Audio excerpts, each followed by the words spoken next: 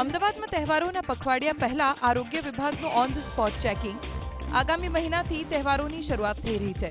આવા સમયમાં નાગરિકો સુધી મિશ્રણ ધરાવતી મીઠાઈ ન પહોંચે તે માટે આરોગ્ય વિભાગે હાથ ધર્યું ચેકિંગ. લેબોરેટરી ટેકનિશિયનને સાથે રાખી ચેકિંગ કરાયું.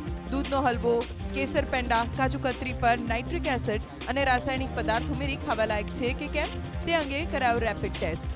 જો કે આ સાથે એબીપી અસ્મિતા સંવાદદાતાએ મણિનગર સ્થિત માધવી સ્વીટ્સ નામની દુકાનમાં કાજુ કતરી પર નાઇટ્રિક એસિડ નાખી તપાસ કરી. અધિકારી કેતન મહેતાની માહિતી અનુસાર એસિડ નાખ્યા બાદ વરખ ઉખડી ન જાય તો તે એલ્યુમિનિયમ મિશ્રિત વરખ હોય, પરંતુ કાજુ કતરીમાં લગાવેલ વરખ ઉખડી જતા ચાંદીનું વરખ હોવાનું ફલિત થયું. જે તહેવારો આવે છે એના અનુસંધાને એક આપણે રેપિડ કિટ દ્વારા કોઈ બી ખાદ્ય પદાર્થનો પ્રાઇમરી ટેસ્ટ કરવામાં આવી રહ્યો છે. કાજુ કતરીમાં આપણે એલ્યુમિનિયમ ફોઇલ યુઝ કરે છે કે સિલ્વર ફોઇલ યુઝ કરે છે તેનો બી એક લાઈવ ટેસ્ટ લીધેલ છે. તેવી જ રીતે આપણે જે સ્ટાર્ચ માટે એક પેંડાનો બી આપણે ટેસ્ટ કરવામાં આવી રહ્યો છે અને કલર માટે એક આપણે કેસર પેંડાનો યુઝ છે અને મિલ્ક કેક છે. આ ચારેય મીઠાઈઓનો આપણે એક રેપિડ કિટ દ્વારા ટેસ્ટ કરેલ છે.